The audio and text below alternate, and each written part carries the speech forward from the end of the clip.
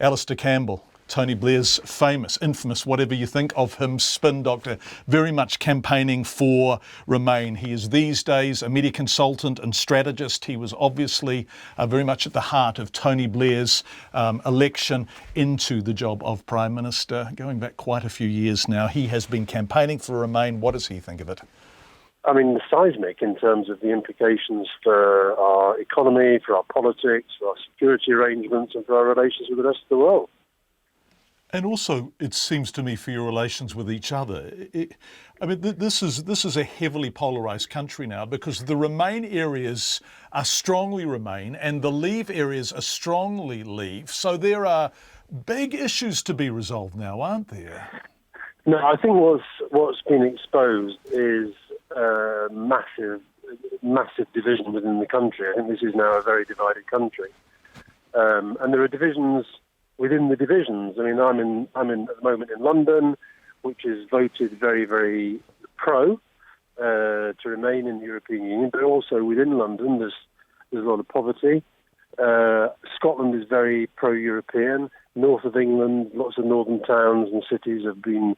But even within the north, there are successful, prosperous parts of the north that have voted to stay, and perhaps the less prosperous parts that have voted to leave. And I think that, I mean, the more I think about it, the more angry I get that we even had this referendum, because David Cameron only announced it as a tactical response to deal with the rise of UKIP, the UK Independence Party, 3 years ago.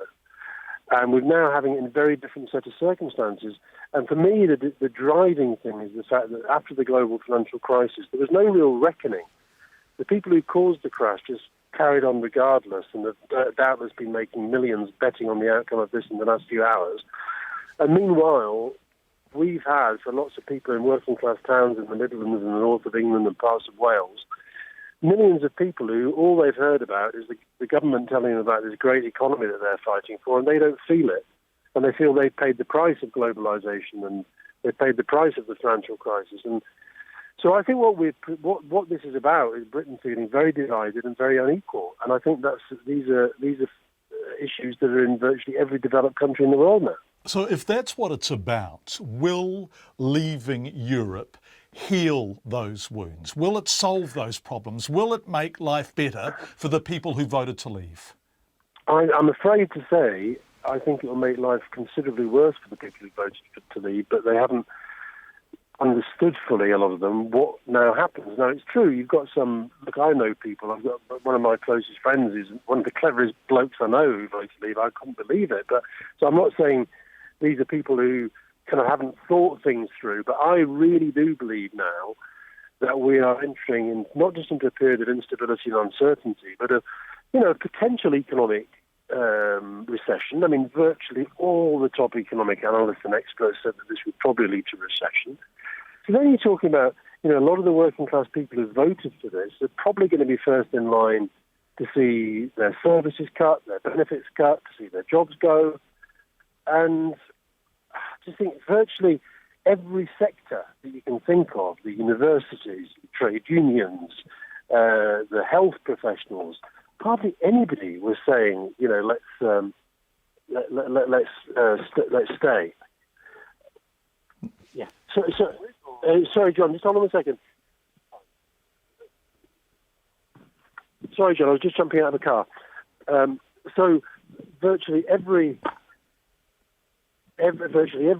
major sector was saying that they want Britain to stay. All our allies, New Zealand, Australia, Canada, America, NATO, all these big international bodies saying, please stay. And the public has said, no, we're not having it. So, Alastair, and the public, I mean, it's not a huge margin, but it's bigger than almost anyone predicted.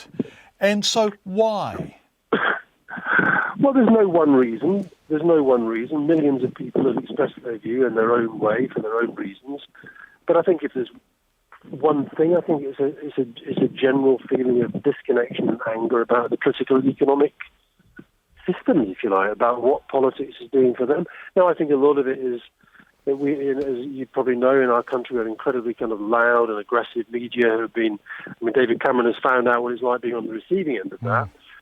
But I don't think it's just that. I think it's a lot of things. But You're seeing this with the rise of Trump.